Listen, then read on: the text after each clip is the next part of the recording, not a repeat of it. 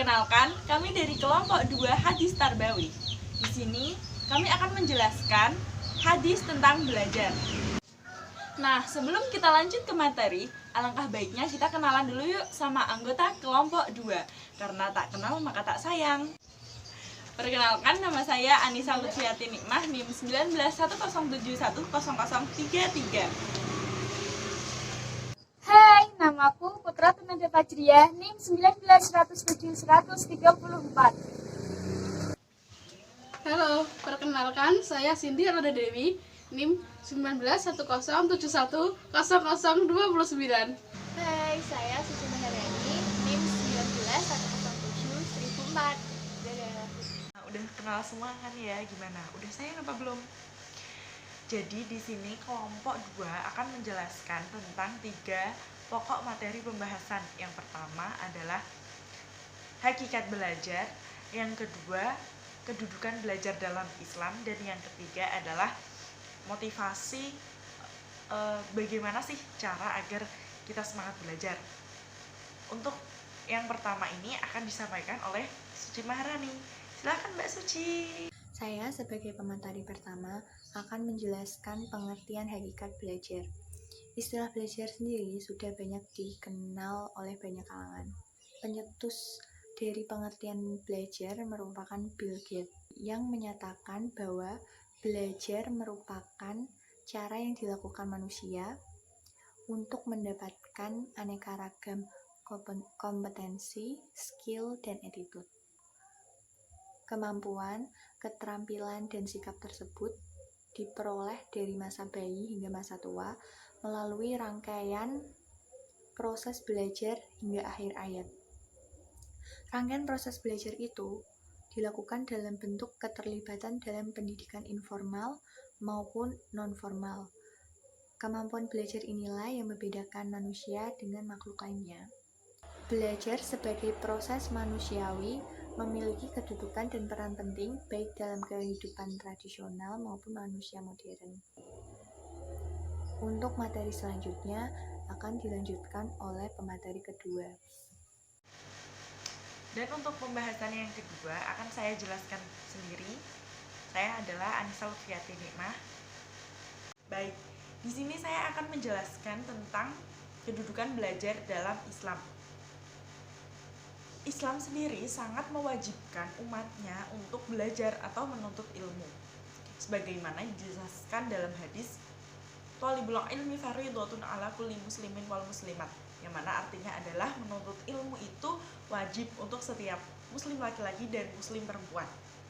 Disebutkan juga dalam hadis bahwa menuntut ilmu itu sifatnya sepanjang masa. Artinya semenjak kita lahir hingga kita meninggal itu kita wajib untuk mencari ilmu. Yang mana hadisnya adalah berbunyi, "Utlubul ilma minal mahdi ilal lahdi", yang artinya carilah ilmu dari ayunan sampai kamu di liang lahat. Artinya kita diwajibkan untuk mencari ilmu dari itu tadi, dari kita lahir sampai kita meninggal itu sifatnya wajib untuk menuntut ilmu. Kemudian utlubul ilma walau bisin, carilah ilmu walau sampai ke negeri Cina. Artinya kita tuh wajib menuntut ilmu di mana saja, kapan saja, kita tidak mengenal. Selama kita masih hidup, ya kita wajib untuk mencari ilmu. Jadi kenapa sih kok sampai harus ke Cina? Itu hanya perumpamaan saja. Ada juga hadis yang berbunyi seperti ini, "Man arada dunya fa'alaihi bil ilmi, wa man aradal akhirah fa'alaihi bil ilmi." Artinya apa? Barang siapa yang menginginkan dunia atau apapun yang ada di dunia tersebut, maka dia harus mempunyai ilmu. Dan barang siapa yang menginginkan akhirat atau apa yang berhubungan dengan akhirat, maka dia harus memiliki ilmu. Contohnya, menginginkan dunia dan apa yang ada di dunia. Contoh, kita ingin masuk ke perguruan tinggi negeri favorit. Apa sih yang harus kita lakukan gitu? Kita harus mempunyai ilmu, mempunyai taktik gimana caranya biar aku bisa masuk ke perguruan tinggi negeri tersebut. Latihan soal, belajar yang tekun, berdoa, berikhtiar, tinggal menunggu jawaban dari Allah. Yang kemudian mengharapkan akhirat. Gimana caranya gitu kan? Caranya kita itu tinggal menjalankan perintah Allah dan menjauhi larangannya, amar ma'ruf nahi mungkar, bukan malah sebaliknya, gitu kan? Nah, mungkin itu saja penjelasan dari saya. Untuk lebih jelasnya mari kita simak makalah dan presentasi online dari kelompok 2. Nah, saya akan menyampaikan 3 hadis yang bisa membuat kalian semangat belajar. Yang pertama, hadis tentang orang yang belajar dimudahkan jalan menuju surga.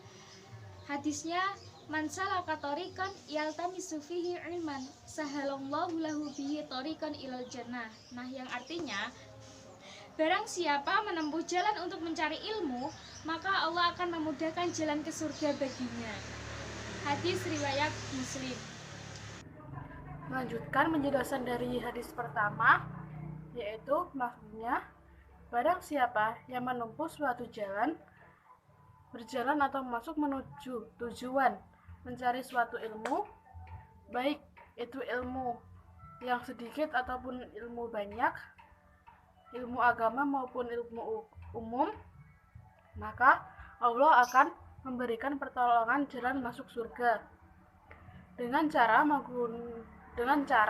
mengamalkannya ilmu itu dalam bentuk amal soleh.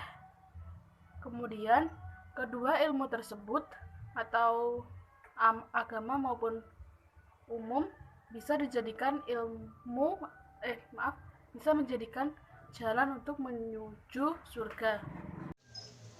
Hadis kedua, semua makhluk di bumi mendoakan penuntut ilmu. Hadisnya, wa innal malaikata la tadau ajnihataha ridwan li talibil ilmi. Wa innal alima la yastaghfiru lahu ma fis samawati wa man fil ard wa hitanu fi jawfil ma. Sungguh para malaikat merendahkan sayapnya sebagai keridhaan kepada penuntut ilmu. Orang yang berilmu akan dimintai ampunan oleh penduduk langit dan bumi, bahkan hingga ikan yang ada di dasar laut. Hadis riwayat Abu Dawud, Tirmizi, dan Ibnu Majah. Maksud dari hadis tersebut adalah malaikat meletakkan sayapnya kepada orang yang mencari ilmu. Dalam artian, malaikat sangat menghormati dan merendah terhadap penuntut ilmu. Malaikat menghamparkan sayapnya kepada penuntut ilmu untuk diismak atau diduduki.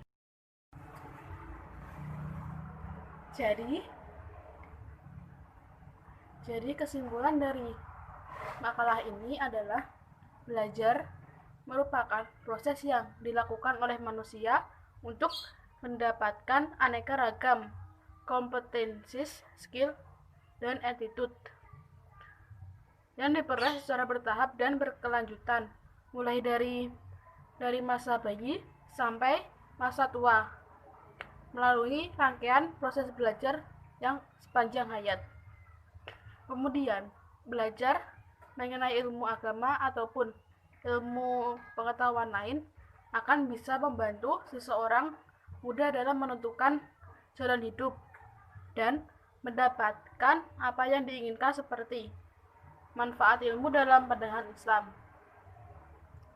Nabi Muhammad SAW juga mengajurkan kepada umatnya untuk terus belajar, terutama mengenai ilmu agama atau ilmu tauhid Islam yang nantinya akan mengantarkan kita kepada kebaikan. Demikian video penjelasan singkat dari kami kelompok 2. Kurang lebihnya mohon maaf. Wassalamualaikum warahmatullahi wabarakatuh.